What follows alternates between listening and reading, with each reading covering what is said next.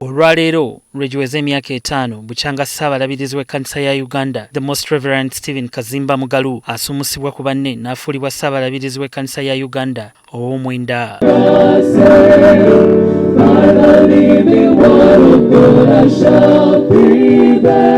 Okwebaza Katonda olw'ebyo byonna byayiseemu, ono ategese okusaba okw'enjawulo mu maka ge ku kasozi Namirembe. We pray for provision. We thank you, Lord, for the general mercies as he traversed this province.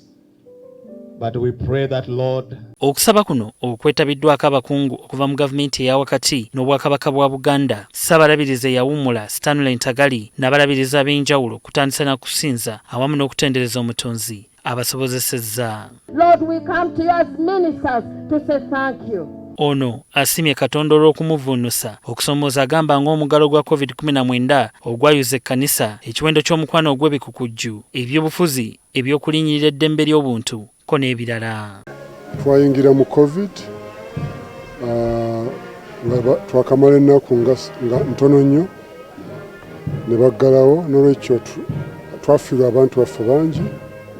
Twebaza Katonda nti Mukama atuwaniridde. Gye buvuddeko eyaliko Dean wa Lutikko y'e Namirembe Canon Augustine Musiiwuufu yakangukira ekkanisa olw'okusirika ku nsonga zino eziruma eggwanga naddala okulinyirira eddembe ly'obuntu. Kyokka Kazimba agambye nti bo ng'ekkanisa bayita nnyo mu kuteesa okw'ekisajja kikulu so si kukaalaama na kwekalakaasa ng'abalala.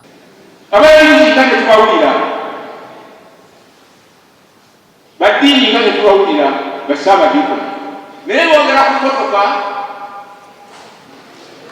ne boogera ne kuzimba amayumba agaabwe n'ag'ekkanisa. Abantu bamanyi ffe engeri gye tukolamu mirimu.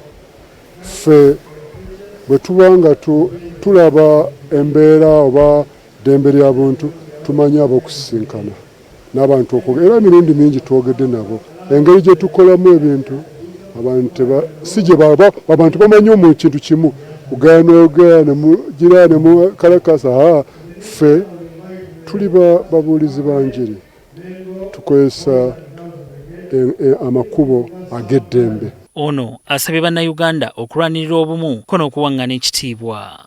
Era wano ensabira abantu bonna nga tuyingidde emyaka gy'ebyobufuzi, buli muntu affeeyo okumanya nti buli muntu wa mugaso, buli muntu yeetaaga munne, teri muntu atagasa. Ebimu ku bituukiddwako mu myaka 5 bukyanga Kazimba Mugalu atandika okusumba ekkanisa ya Uganda kuliko okumalayo ebbanja lya Janan Luumu Church House, okununula ebyapa by'ettaka ly'ekkanisa ebiwerera ddala 1,000, okutongoza kaweefube w'okukuuma obutonde bw'ensi nga bayita mu kusimba emiti, okutuuza abalabirizi abasukka mu 19, n'okuzimba ekisulo kya Nkoyoyo Guest House omunaava ensimbi ezinayambako amaka ga Ssaabalabirizi. Ekizimbe kino eky'emyaliriro 2 kibbuddwamu eyaliko Ssaabalabirizi wa Uganda Mpalanyi Nkoyoyo nga kiwemesa obukadde bwa siringi ezisoba mu 7 era ng'obukadde obuli eyo mu 2 bwe bukyetaagibwa okumaliriza ebibulako. Milioni 786 n'ezigwamu ezakagendako sofa era nga tubuzaayo nga milioni 2.5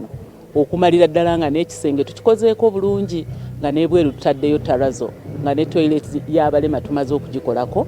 Mu kusaba kuno abakkiriza bawaddeyo entandikwa okubadde emifaliso n'ebyokwebikka, seminti n'ensimbi enkalu ezikuŋŋaanyiziddwa byonna byongerwe ku mulimu gw'ekizimbe kya Nkoyoyo Guest House. Katonda atuyambye nnyo okufuuka kye tufuuse okubaako kye tulimu. So olwaleero nabadde nnina okubeerawo nga Dr. Ruth yali ampise nangamba baako kyokola ku mulimu ogwo era n'ensalawo ndeteezo donation. And 0. Beka Ssenyonga Mulinde, NTV ku ssaawa emu.